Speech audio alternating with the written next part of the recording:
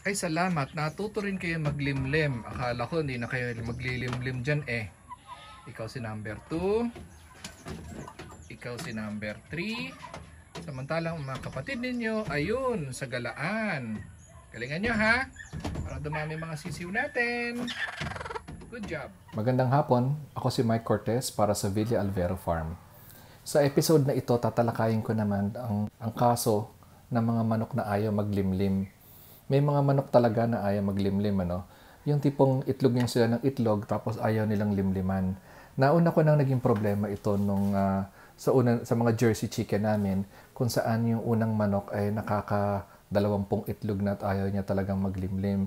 Kaya ginawa namin yung unang sandosena niya, nilagay ko sa incubator, sa mini incubator ko dito sa bahay, at saka yung sa commercial poultry supplier ko na meron din silang incubation.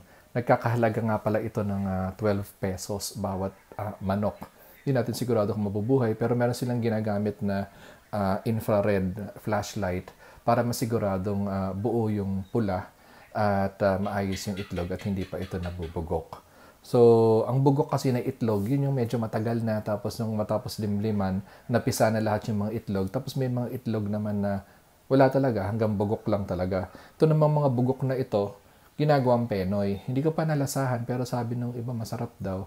Yung namang mga kapwa kong mga nagbe-breed na mga manok, sinasabi sa akin na siguro mas maganda na lang ilaga at ipakain sa aso. So, hindi ko masasuggest, hindi ko malaman kasi hindi ko pa nalasahan. Pero yung mga maglalasing dito sa kanto, sinasabi sa akin masarap daw yung itlog na bugok, nilagang bugok.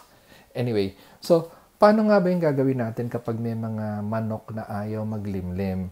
So, of course, ang una ninyong option ay mag-incubate. So, pwede kang gumamit ng personal incubator, pwede sa commercial incubator ng poultry, or ang pinakamagandang technique, palimliman mo sa ibang manok. So, nung nagbabasa-basa ako sa mga forums at saka sa Facebook, paano bang gagawin kapag hindi nga naglilimlim yung manok? Sabi ng iba, palimliman mo daw sa native na manok. Ang problema sa native na manok namin, hindi sila magkakasundo ng mga Jersey chicken namin. Kaya, hindi yan option dahil nga pinalayas nga nila yung native na manok sa hen house kaya nagkaroon ng sariling kuta yung native na manok. So, ikalawang option na nabanggit nga sa akin ng kaibigan ko na isang breeder is ilipat mo yung manok ng ibang kalahi niya sa kanya pero wag mo ipapakita. So, secret lang. Kaya ang pinakamagandang pagkakataon, ito yung ginawa namin ng isang gabi. Panoorin nyo. Meron kaming misyong gagawin ngayon ni Ronnie. Ililipat namin yung kanilang mga itlog sa pugad ng dalawang naglilimlim. Kaya tingnan natin kung magiging effective ito sa kanilang paglilimlim.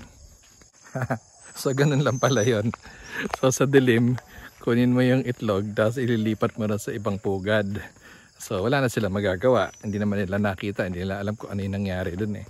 So good luck. Tingnan natin after 21 days. So, kaninang umaga ngayon, hinahanap ng mga Jersey yung mga itlog nila. So, nasa na yung mga itlog. Samantalang yung dalawa, tuloy naman sila sa paglilimlim. Kaya success. Yun yung style na ginawa namin na maire-recommend ako. Ilipat mo yung mga sisi, mga itlog sa pugad nung naglilimlim sa dilim. Para hindi niya malaman, hindi niya na mararamdaman na biglang dumami yung itlog sa pugad niya. So, ayun. Good luck sa amin.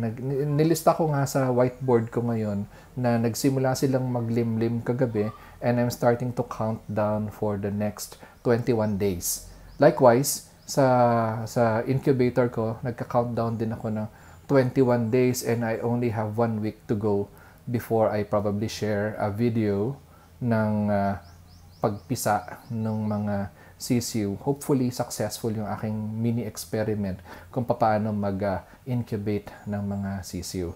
Also, 3 days after, mapipisa na rin yung mga sisiw na pinapahatch ko nga sa commercial incubator ng poultry supplier ko.